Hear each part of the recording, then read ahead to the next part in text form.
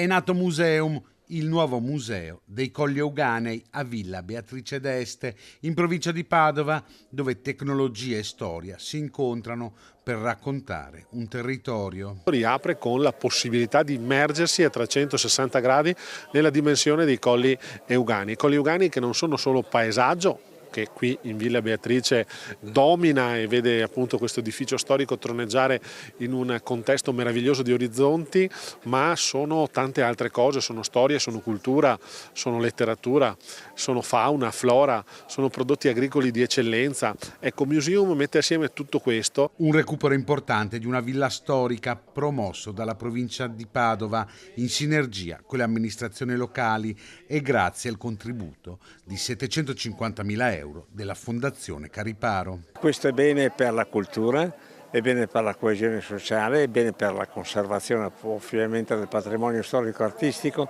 ma va bene anche per i colli, per l'economia dei colli. Devo dire che mi ha felicemente sorpreso vedere qua tanti sindaci di tutto il circondario, perché questo è un arricchimento comune. Avere consapevolezza di questo è un buon inizio. Un'esperienza immersiva, quella realizzata in cima al Monte Gemola, che vuole raccontare gli Euganei.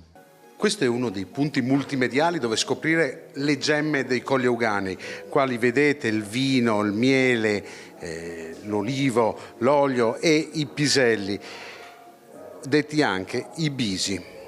La storia della villa, prima monastero, ha uno spazio dedicato, vi sono riferimenti anche ad approfondire il mondo della letteratura, della poesia con uno specifico contatto al Parco Letterario dei Colli Euganei e l'immersione attraverso gli strumenti digitali non si può raccontare, è da vivere. Aperto nei fine settimana e nei giorni festivi, il nuovo museo sarà ad ingresso gratuito per i primi 2 mesi per i residenti in provincia di Padova. Qui c'è molto da un punto di vista naturalistico, paesaggistico, ambientale che merita essere conosciuto dai cittadini veneti e non solo, e per far questo ogni strumento è adatto, come in questo caso l'iniziativa proposta oggi che vede l'introduzione della dimensione digitale per cercare appunto di far conoscere ed entrare quindi più in contatto paradossalmente con una realtà naturale.